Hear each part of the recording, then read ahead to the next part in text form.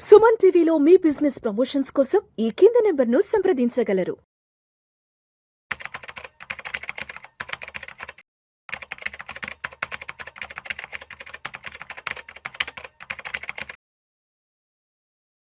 నమస్తే మాధురెడ్డి గారు. నమస్తే అండి. మాధురెడ్డి గారు, ప్రోగ్రామ్ స్టార్ట్ అయ్యే ముందు నాకు ఒక ఆర్టికల్ ఏదో ఒకటి పంపించారండి, ఒక English article. Over diversification can hurt your returns అంట. ఏంటి ఓవర్ డైవర్సిఫికేషన్ అనేది మీ రిటర్న్స్ ని హర్ట్ చేస్తుందా? అవును. ఏంది అసలు దీని గురించి కొంచెం డీటెయిల్ గా చెప్పగలరు? యా. సో ఎవరైనా సరేనండి, అంటే ఇన్వెస్ట్మెంట్స్, ఎస్పెషల్లీ మనకి ఇన్వెస్ట్మెంట్స్ అంటే రెండు రకాలు ఉంటాయండి. Physical assets, financial assets. Physical assets అంటే మనకు తెలిసిన గోల్డ్ కానీ లేకపోతే రియల్ ఎస్టేట్ లో ప్లాట్లు, ఇవన్నీ కూడా ఫిజికల్ అసెట్స్ అంటాము.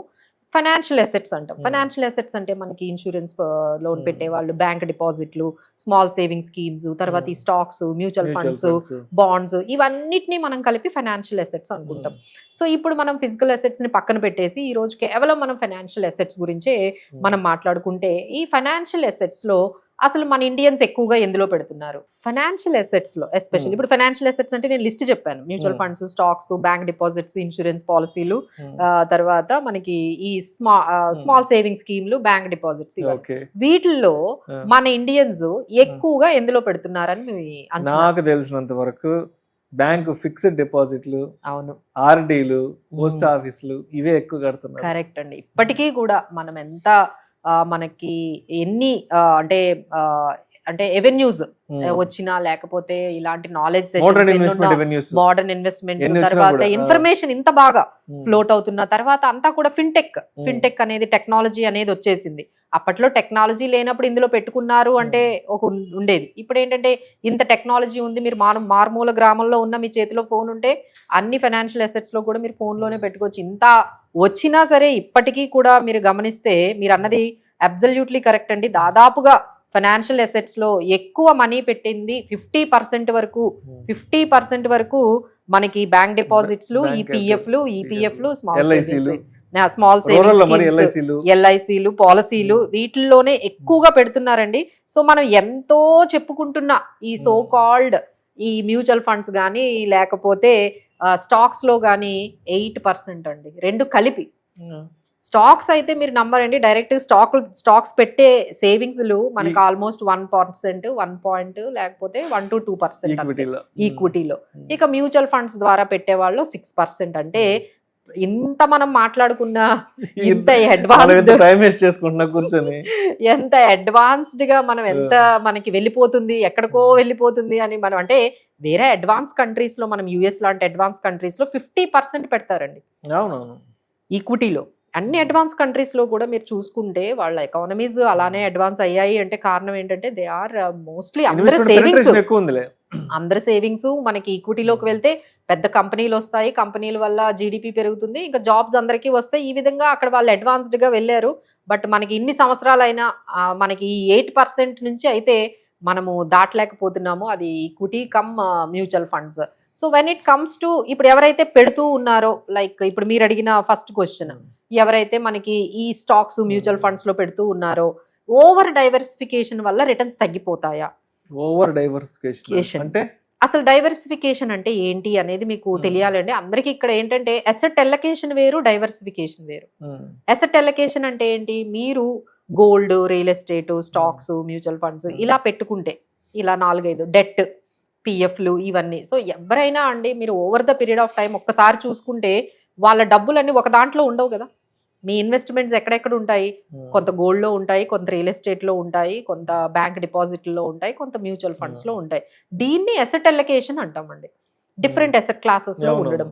ఆ తర్వాత మళ్ళీ ఈచ్ అసెట్ క్లాస్ కింద డైవర్సిఫికేషన్ చేస్తాం. అంటే ఇప్పుడు ఎగ్జాంపుల్ మీరు రియల్ ఎస్టేట్ తీసుకున్నాం అనుకోండి, కొంతమంది ప్లాట్ కొనుక్కుంటారు, ఇల్లులు కొనుక్కుంటారు, అగ్రికల్చర్ ల్యాండ్ కొనుక్కుంటారు.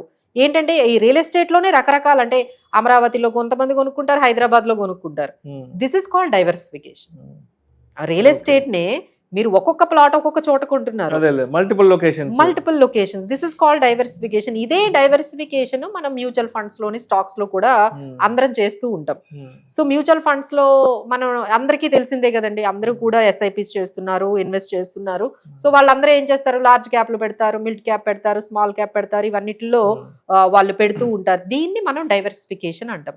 ఇది ఓవర్ అయిపోతే, ఇది ఎక్కువగా చేసేస్తే డైవర్సిఫికేషన్ నిజంగా రిటర్న్స్ తగ్గిస్తుందా అంటే అబ్సల్యూట్లీ కరెక్ట్ అని చెప్పొచ్చు అండి.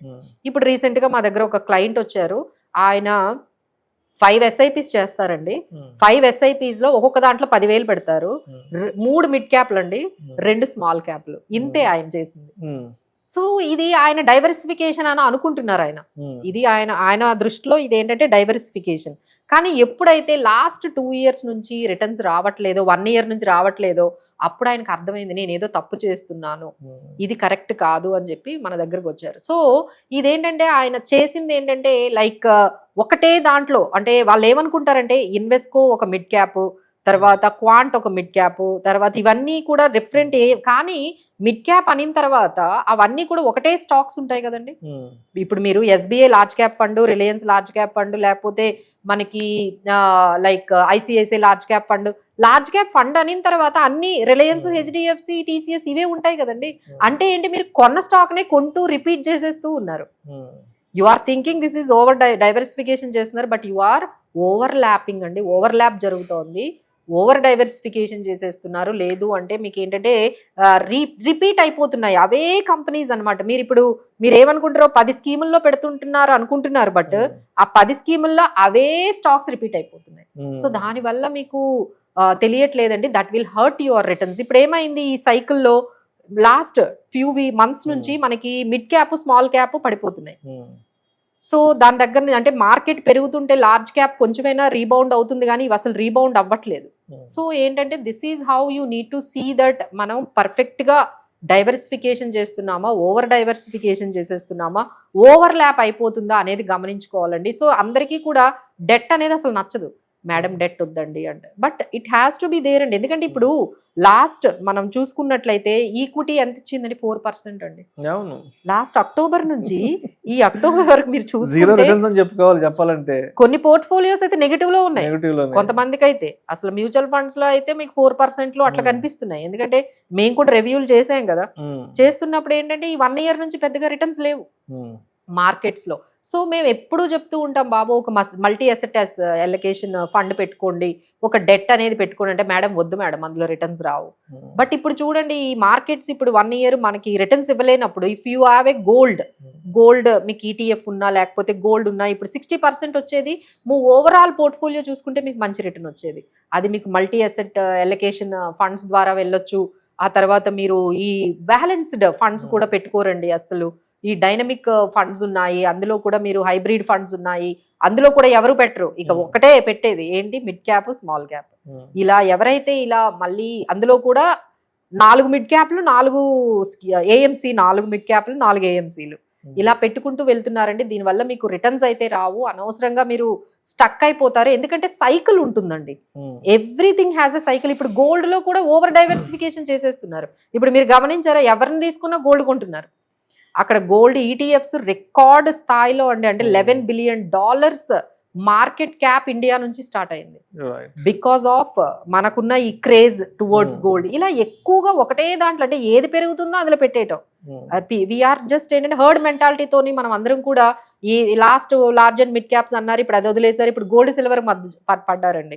ఇప్పుడు ప్రతి ఒక్కరు కూడా గోల్డ్ సిల్వర్ అంటే మాక్సిమం అమౌంట్ వాళ్ళ దగ్గర 2 లక్షలు ఉంటే 2 లక్షలు గోల్డ్ కొనేయడమే, 2 లక్షలు ఉంటే 2 లక్షలు సిల్వర్ కొనేయటం. ఇది బాగా నేర్చుకున్నారండి. So this is not correct, this is not diversification at all. మీకు ప్రతి దానికి మార్కెట్ సైకిల్ ఉంటుంది, ఆ మార్కెట్ సైకిల్లో మనకి ఒక్కొక్కసారి ఒక్కొక్క అసెట్ క్లాస్ పెర్ఫార్మెన్స్ అవుతుంది. So you need to stay with every asset class. Gold లో కొంత పర్సంటేజ్, డెట్ లో కొంత percentage, equity and mutual funds లో ఇలా మనం మేనేజ్ చేసుకుంటూ వెళ్తేనే మనకి కొంచెం ప్రాఫిట్స్ లేకపోతే మంచి వెల్త్ క్రియేషన్ అనేది జరుగుతూ ఉందండి. లేదు మనం వచ్చిన ప్రతి ట్రెండ్ని క్యాచ్ చేయడానికి వెళ్తే మాత్రం మీరు అక్కడ ఆ హైయెస్ట్ పాయింట్ దగ్గరికి వెళ్ళిపోతారు మీరు, అక్కడ నుంచి మనకి రిటర్న్స్ అనేవి మనకి రావండి. సో బట్ ఇదంతా కూడా కష్టంగా అనిపిస్తే మనం ఒక ఫైనాన్షియల్ ప్లానర్ దగ్గర కూర్చొని, లేదు అంటే వాళ్ళతో కొంచెం డిస్కస్ చేసి మనం చేస్తుంది కరెక్టా కాదా, ఎవరికైతే ఇప్పుడు డౌట్ వచ్చిందో మనం చేస్తుంది కరెక్టా కాదంటే ఒక్కసారి చెక్ చేయించుకుంటే సరిపోతుందండి. Thank you so much Madhavi గారు.